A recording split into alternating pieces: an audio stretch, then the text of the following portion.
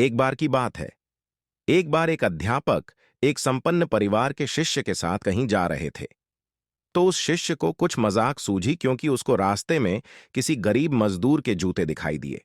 उसने अध्यापक से कहा, गुरुजी, अगर हम इन जूतों को छुपा दें तो कितना मजा आएगा। देखते हैं कि मजदूर पर इसका क्या असर पड़ता है। लेकिन गुरुजी ने कहा कि नहीं, गरीब इंसान के साथ इस तरह का भद्दा मजाक करना ठीक नहीं है। उसने कहा, क्यों ना हम इन जूतों में कुछ सिक्के डाल दें और देखें कि इसका इस गरीब मजदूर पर क्या प्रभाव पड़ता है। उन्होंने ऐसा ही किया। जैसे ही मजदूर अपना काम करके लौटा और उसने एक पांव अपने जूते में डाला तो उसको कुछ कठोर सा महसूस हुआ। उसने अंदर हाथ डाला तो उसको कुछ सिक्के दिखाई दिए। वह थोड़ा आश्चर्य में पड़ गया।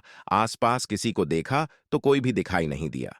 वापस उसने दूसरा पैर अपने जूते में डाला और वापस उसको उसमें कुछ सिक्के दिखाई दिए।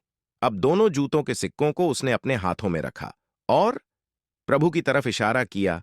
हे प्रभु, पता नहीं किस भले मानुष ने ये सिक्के मेरे जूतों में छुपाए हैं, लेकिन जिसने भी छुपाए हैं उसको मेरी दुआ है ताकि इन पैसों से मैं अपने बच्चों और पत्नी के लिए कुछ खाना और दवाइयां ला सकूंगा। और इतना बोलकर वह चला गया।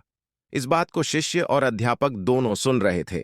अब अध्यापक ने शिष्य से पूछा कि अब तुम मुझे बताओ कि तुम्हें कैसा महसूस हुआ, तुम्हारी पहले वाली मजाक या मेरा यह तरीका। तो उसने कहा कि गुरुजी, मैं आपसे क्षमा चाहता हूं। अब मुझे समझ आ गया है कि सच्ची खुशी किस चीज में है।